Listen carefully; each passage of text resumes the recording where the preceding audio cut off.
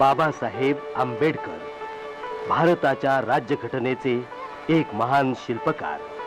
Doctor आंबेडकरांनी आपलं सारं आयुष्य पददलितांना न्याय आणि समता मिळवून देण्यासाठी वेचलं.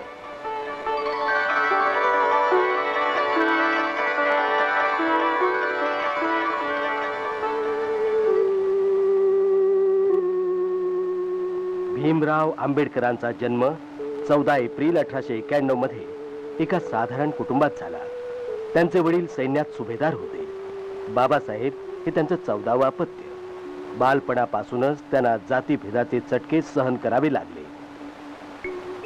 आपलं प्रारंभीचं शालेय शिक्षण भीमरावांनी दापोलीमध्ये आणि साताऱ्यात घेतलं. त्याच काळात त्यांना सर्वत्र त्यांची जात आडवी येत होती, पण त्यांच्या शिक्षणाच्या तळमळीमुळे न डगमगता ते पुढे शिकतच राहिले.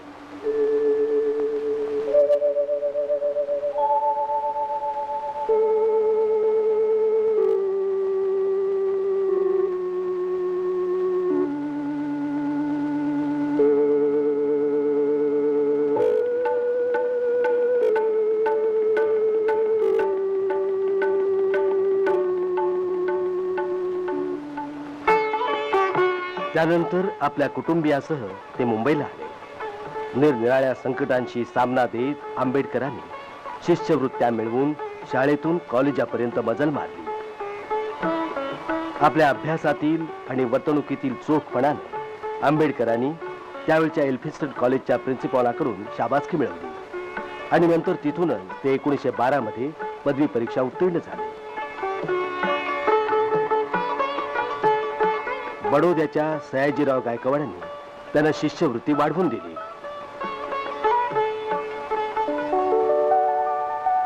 त्यामुळे ते न्यूयॉर्क इथल्या कोलंबिया युनिव्हर्सिटीत गेले. तिथे त्यांनी अर्थशास्त्रातली MA ची पदवी मिळवली आणि नंतर डॉक्टरेटचीही पदवी मिळवली. भारतात परतल्यावर आंबेडकरांनी सिडनहॅम कॉलेजात नोकरी धरली. या नोकरीत मिळालेल्या पैशामुळे त्यांना पुढे इंग्लंडमध्ये जाऊन अर्थशास्त्र आणि कायद्याचा अभ्यास पूर्ण करायला मिळाला. एकीकडे कुटुंबाची जबाबदारी सांभाळत असताना दुसरीकडे जातीयवादी गुलामगिरीच्या बेड्यात तोडून टाकण्यात ते गुंतले होते.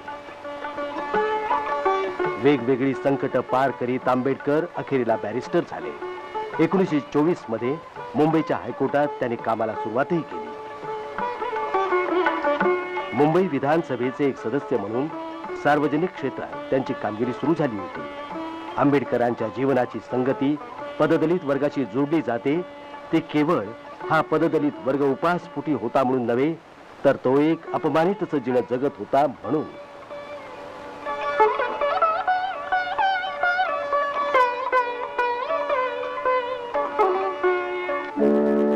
आता वेळ आली होती कृती करून दाखवण्याची. महाडमधलं 14 तळ, वास्तविक हे तळ सर्वांसाठी खुलं होतं. तरीही सवर्ण हिंदूंनी ते खासगी मालकीचं असल्याचा दावा केला.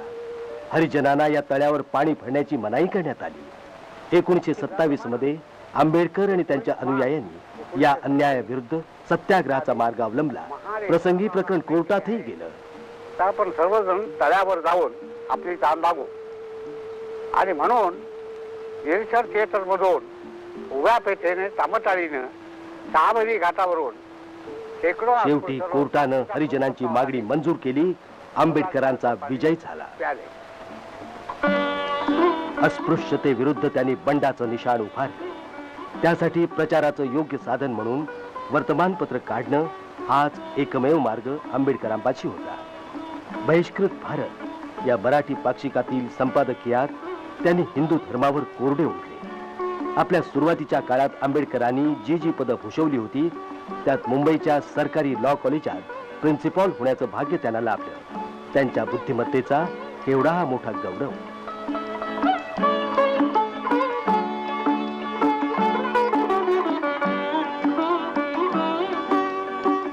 त्याच काळात महिलाद्वारासाठी त्यांनी अनेक चळवळीत भाग घेतला. ब्राह्मण पुरोहितांनी वैदिक पद्धतीने लावलेलं हरिजन दाम्पत्याचं लग्न हे दलित वर्गाला समानतेने वागवल्याचे एक सुचिन्हच होतं.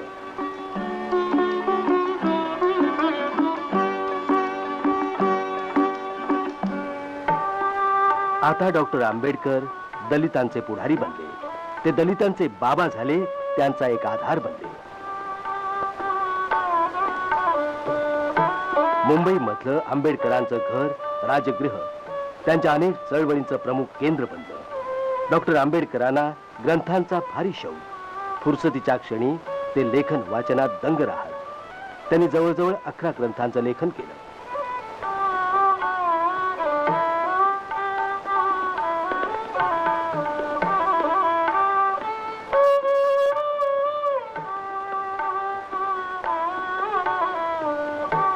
त्यांच्या कार्याचा व्याप वाढत होता. आर्थिक आणि सामाजिक न्याय याविरुद्ध लढण्यासाठी त्यांनी चांगले कार्यकर्ते एकत्रित केले.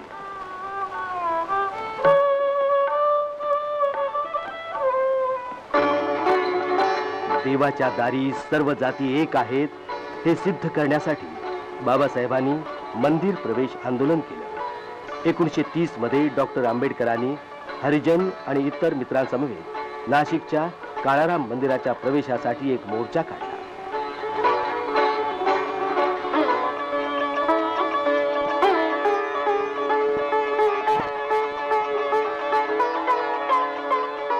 सामाजिक समतेच्या प्रबोधनासाठी त्यांनी याच वर्षात जनता लोकसाप्ताहिक काढलं.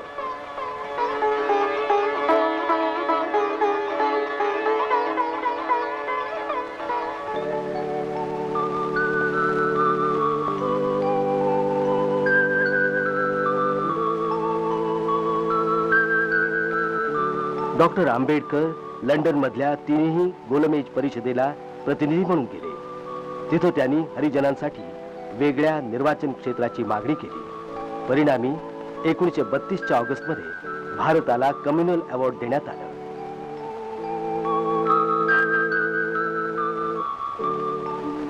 गांधीजींनी आंबेडकरांना विरोध केला.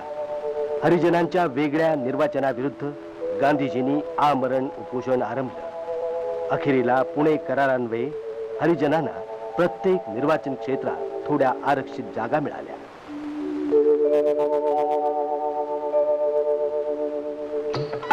आंबेडकरांनी एका सार्वजनिक सभेत सांगितलं की जातपातीनं पीडित झालेल्यांनी आपल्या मुक्ततेसाठी हा हिंदू धर्म सोडायलाच हवा, त्याशिवाय गत्यंतरच नाही. आता राजकीय क्षेत्रात बाबासाहेबांची क्षितिज वाढली होती. व्हॉइसरॉयच्या कार्यकारिणीचे ते एक सदस्य बनले आणि मग त्या संधीचा फायदा घेऊन त्यांनी दलित वर्गाच्या कल्याणासाठी अनेक मार्ग शोधून काढले. नव्या योजनांच्या अंतर्गत दलित वर्गाच्या शिक्षणासाठी त्यांनी बराच पैसा जमा केला आणि सरकारी नोकऱ्यातील जागा राखून ठेवण्याची व्यवस्था केली.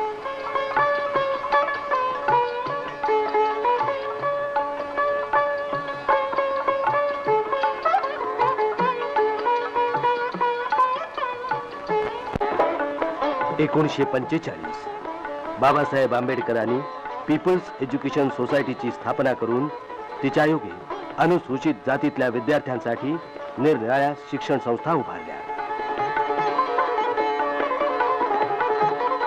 स्वतः शिक्षण तज्ञ असल्यानं डॉक्टर आंबेडकरांना हे ठाऊक होतं की अखेरीला ज्ञानानंच मुक्ती मिळते. जातीयवादाच्या शापानं दलित वर्गाला पार अज्ञानाच्या दरीत ढकलून दिलेलं होतं.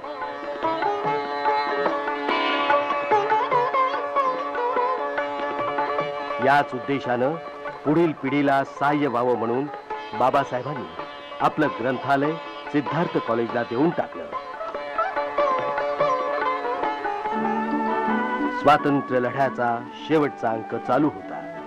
क्रिप्स मिशननं भारतीय राजकारणाची समस्या सोडवण्याचा प्रयत्न केला, परंतु जवळजवळ सर्वच नेत्यांनी त्यावर बहिष्कार टाकला.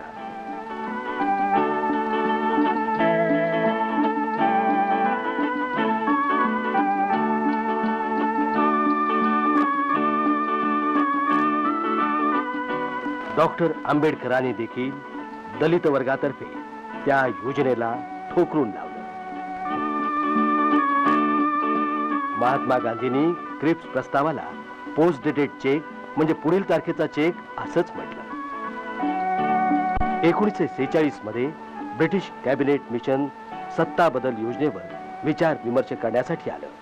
हंगामी सरकार आणि एक संविधान सभा तयार करून तिच्या योगे स्वतंत्र भारतासाठी घटना बनवावी अशी योजना होती. डॉक्टर आंबेडकरांना बंगालमधून संविधान सभेसाठी निवडण्यात आले. 1947च्या ऑगस्टमध्ये संविधान सभेनं एक ड्राफ्टिंग कमिटी घटनेच्या निर्मितीसाठी बनवली आणि तीमध्ये भारताचे केंद्रीय कायदे मंत्री डॉक्टर आंबेडकरांना अध्यक्षपदी विराजमान केलं.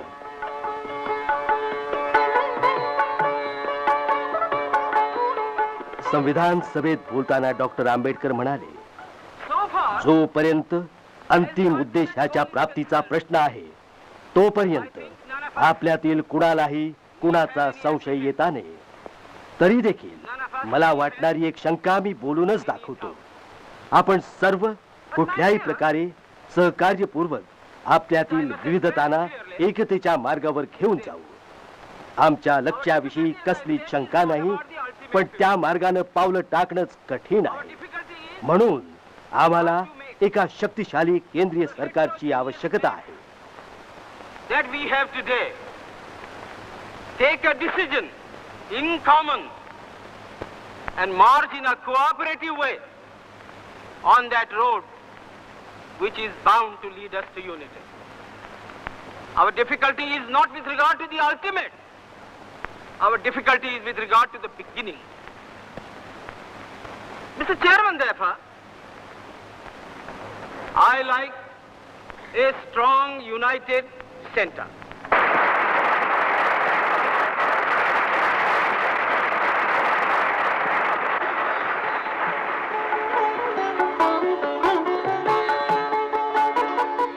त्रिवार वाचन केल्यावर संविधान सभेनं भारतीय घटनेचा स्वीकार केला.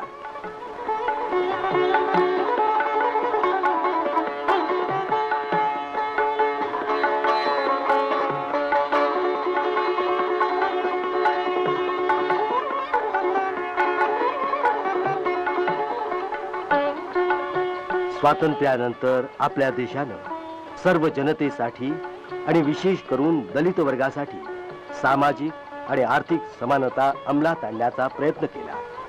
अस्पृश्यता नष्ट करण्यात आली. इतकंच काय, अस्पृश्यता मानणं हा गुन्हा ठरवला गेला. आता अनुसूचित जातीच्या विद्यार्थ्यांसाठी IAS परीक्षेच्या शिक्षणाचं एक खास केंद्र देखील उघडलेलं आहे. भारतीय गणराज्याचे पहिले कायदा मंत्री होते डॉक्टर आंबेडकर. केंद्रीय कायदा मंत्री या नात्यानं डॉक्टर आंबेडकरांनी हिंदू कोड बिल अंमलात आणलं.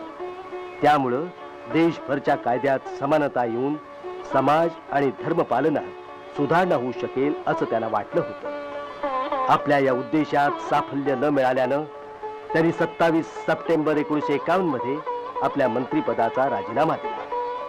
डॉक्टर आंबेडकरांचा सन्मान करण्यासाठी कोलंबिया विश्वविद्यालयानं त्यांना डॉक्टरेट ऑफ लॉ ही पदवी दिली. महात्मा गौतम बुद्धाच्या संदेशाप्रत बाबासाहेबांना त्यांच्या बालपणापासूनच एक प्रकारची आस्था होती. त्यासाठी त्यांनी बुद्धाचा मार्ग चोखाळला. 1956 मध्ये महात्मा बुद्धाची 2500वी महानिर्वाण जयंती होती. त्याच वर्षी 14 ऑक्टोबरला दसऱ्याच्या सुमुहूर्तावर बाबासाहेबांनी बुद्ध धर्माची दीक्षा घेतली. काम अहोरात्र काम अशा या प्रदीर्घ मेहनतीमुळं आणि संघर्षामुळं बाबासाहेबांच्या प्रकृतीवर ताण पडला आणि शेवटी 6 डिसेंबर 1956चा दिल्लीतला तो काळा कुट्ट दिवस उजाडला. वयाच्या 65व्या वर्षी काळानं बाबांना आपल्यापासून हिरावून नेलं. मुंबईमध्ये शोकाकुल जनतेचा एक महासागर उफाळला त्यांच्या लाडक्या बाबांना अखेरचा निरोप देण्यासाठी. दलितांचे बाबा, गोरगरिबांचे कनवाळू बाबा महानिर्वाणाला निघाले. बुद्धम शरणम गच्छामि, धम्मम शरणम गच्छामि.